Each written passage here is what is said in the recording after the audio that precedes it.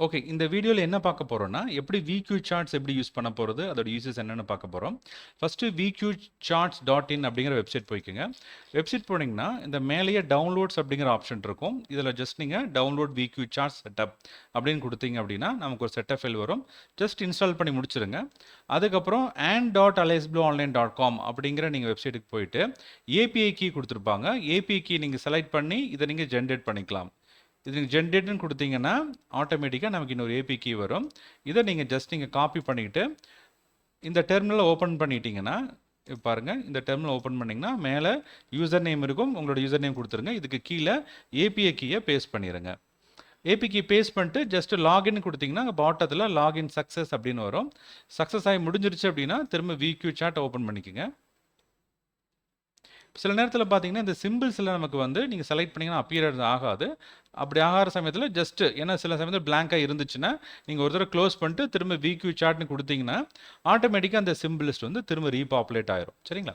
இப்போ என்ன பண்ண போகிறோம், இதில் ஆப்ஷன்ஸ் பாருங்கள். ஃபஸ்ட்டு ஃப்ரம் டேட் இருக்குது, அடுத்து டு டேட் இருக்குது. நம்ம என்ன பண்ண போகிறோம்னா இது ஒரு வால்யூம் அனலைசிங் டூல். சரிங்களா?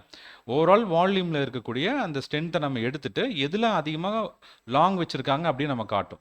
இதில் பாருங்கள் 2 ஆப்ஷன் இருக்குது. கால் ஸ்ட்ரென்த் புட் ஸ்ட்ரென்த் இருக்கும். க்ரீனில் இருந்துச்சுன்னா அவங்க லாங் வச்சுருக்காங்கன்னு அர்த்தம். அதாவது அந்த பர்டிகுலர் ஆப்ஷனை வாங்கியிருக்காங்கன்னு அர்த்தம். ரெட்டாக இருந்ததுன்னா அந்த பர்டிகுலர் ஆப்ஷனை அவங்க செல் பண்ணியிருக்காங்கன்னு அர்த்தம். சரிங்களா? இப்போ பாருங்கள், இதை நம்ம என்ன பண்ண போகிறோம், பேங்க் நிஃப்டி அனலைஸ் பண்ண போகிறோம் ஃபஸ்ட்டு.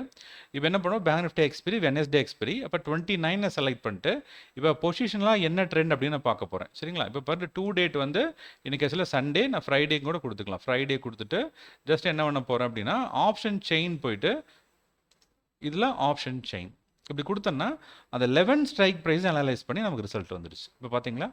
இதில் கால் ஸ்ட்ரென்த் வந்து நம்ம 2,37,000 இருக்குது, புட் ஸ்ட்ரென்த் 45,000 இருக்குது. அப்போ எதில் அதிகமாக ஸ்ட்ரென்த் இருக்குது, கால் சைடில் ஸ்ட்ரென்த் இருக்குது. காலை லாங் வச்சுருக்காங்க, ஆனால் புட்டை அந்த அளவுக்கு அவங்க வந்து லாங் வைக்கலை.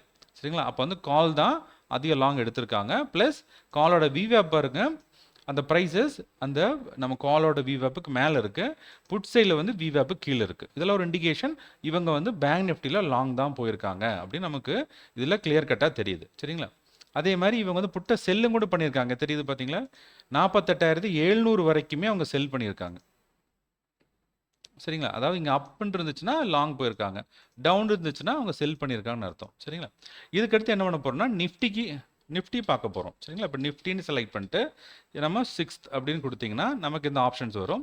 இப்போ 6th ஜூனில் இருக்கக்கூடிய 22,500 இந்த ஸ்ட்ரைக் ப்ரைஸ் அப்படியே நீங்கள் ரோல் ஓவர் பண்ணி பார்க்கலாம்.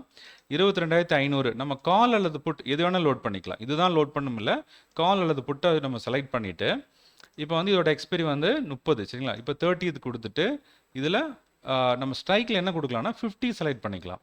ஏன்னா நிஃப்டி எவ்ரி 50 வந்து நமக்கு ஸ்ட்ரைக் டிஃப்ரென்ஸ் இருக்குது. கொடுத்துட்டு ஆப்ஷன் செயின்.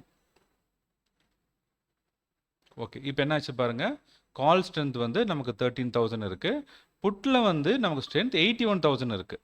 அப்போ என்ன அர்த்தம், இவங்க புட்டில் தான் அதிகமாக பை பண்ணியிருக்காங்க. பேங்க் நிஃப்டியில் காலை பை பண்ணியிருக்காங்க, நிஃப்டியில் வந்து புட் பை பண்ணியிருக்காங்க. அப்போ மார்க்கெட் எப்படி போனாலும் இவங்க ஹெட்ஜ் பண்ணிக்கிறதுக்கு தான் இவங்க பார்க்குறாங்க. மோஸ்ட்லி நிஃப்டி பொறுத்தளவுக்கு மார்க்கெட் செல்லிங்கில் இருக்குது. Bank Nifty stocks, banking stocks லாங்கில் இருக்குது. சரிங்களா? இப்போ பாருங்கள், இதெல்லாம் பாரு இன்டர்மிட்டன்ட். இவங்க பை பண்ணி செல் பண்ணி பை பண்ணி செல் பண்ணியிருக்காங்க. அதாவது ஒரு பர்டிகுலர் லெவலில் பை பண்ணியிருக்காங்க, அதுக்கு அடுத்த ஸ்ட்ரைக் ப்ரைஸை இவங்க செல் பண்ணுறாங்க.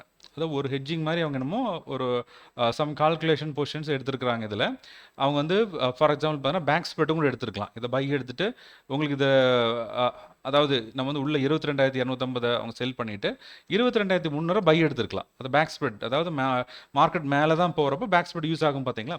அப்போ அந்த மாதிரி இவங்க எடுத்துருக்கலாம். அப்போது நமக்கு பார்த்தீங்க ஓவராலாக நிஃப்டி செல்லிங்கில் இருக்குது, பேங்க் நிஃப்டி பையில் இருக்குது.